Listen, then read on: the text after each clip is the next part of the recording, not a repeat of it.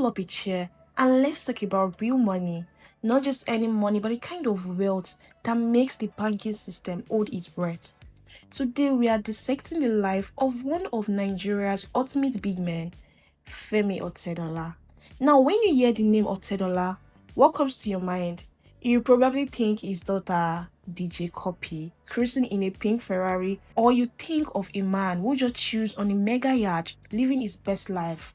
A lot of people look at him and say, his father was a governor, so it was easy for him. But let me tell you something today. You are completely wrong. The story of Femi Otedola is not a smooth ride at all.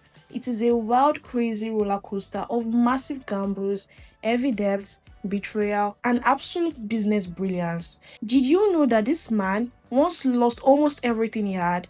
He went from being a certified billionaire to owing banks over $1 billion. Most people never recover from that kind of heartbreak, but Otedola didn't just recover, he bounced back even richer.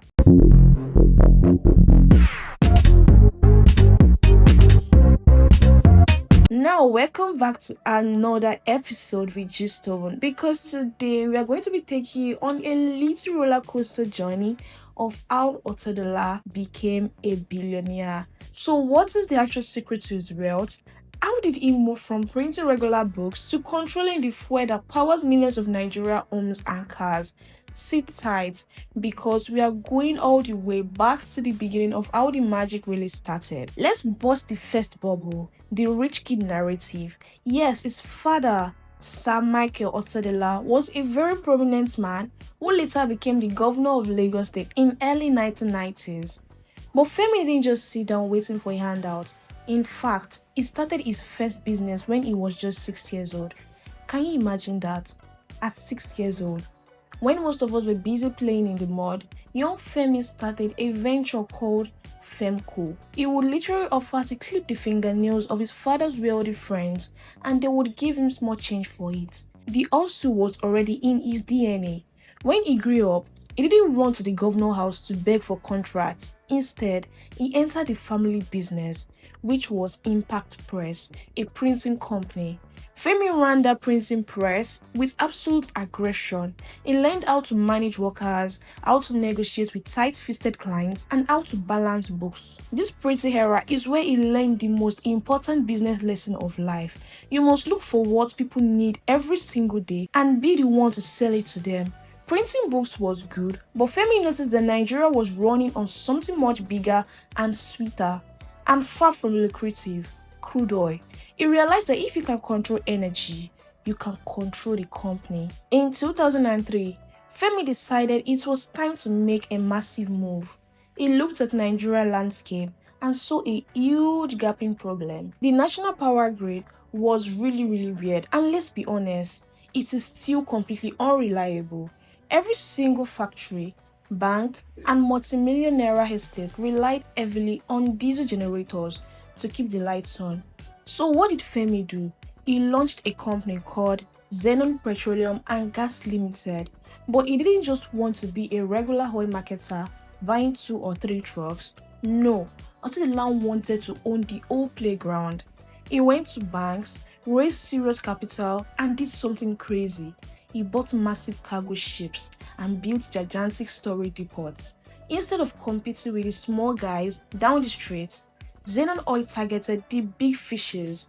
It became the primary supplier of diesel to the biggest giants in Nigeria. We are talking about Dangote Group, Nigeria Breweries, and Guinness, and all the major banks. If Xenon stopped supplying diesel for just one day, the entire Nigeria economy will literally grind to a halt. Within a few years, Xenon completely dominated the market. Femi became the undisputed king of diesel. He mastered the act of volume, selling massive quantity at a slightly lower profit margin, ensuring nobody else would compete with him. He created a beautiful monopoly, and the cash started pouring in like an ocean. Now, this is where the story gets incredibly intense. By 2008, Femi Otedola was on top of the world.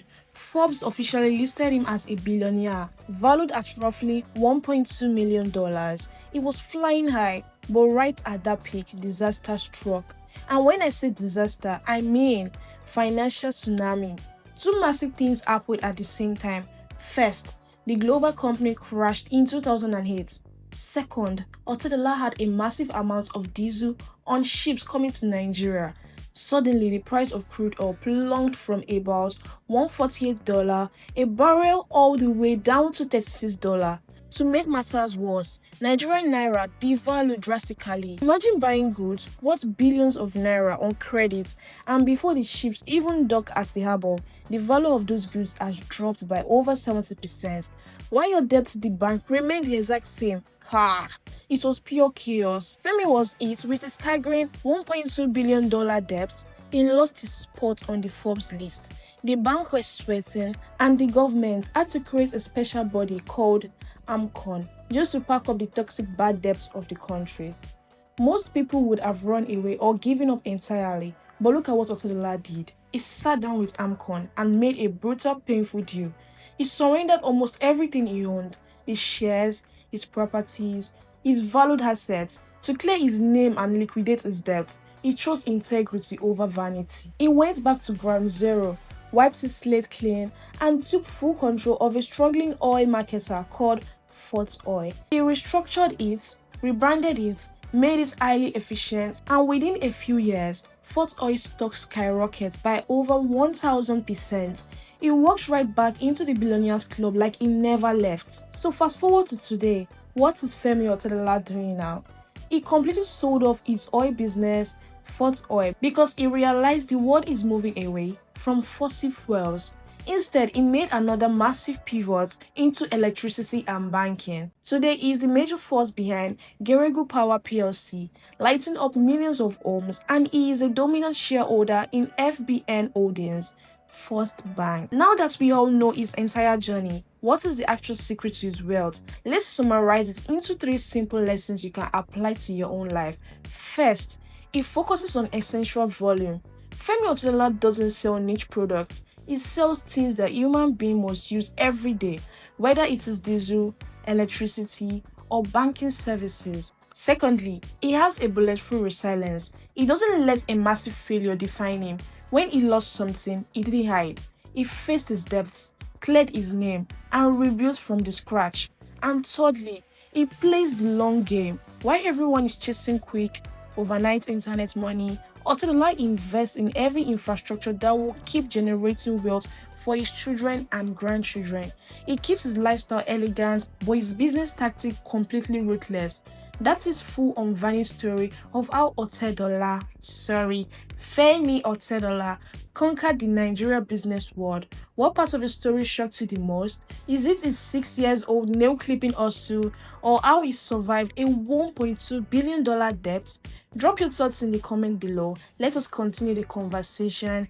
Smash that like button, subscribe to the channel, and share this video with someone who needs a heavy dose of business inspiration today. See you in the next video. Bye guys.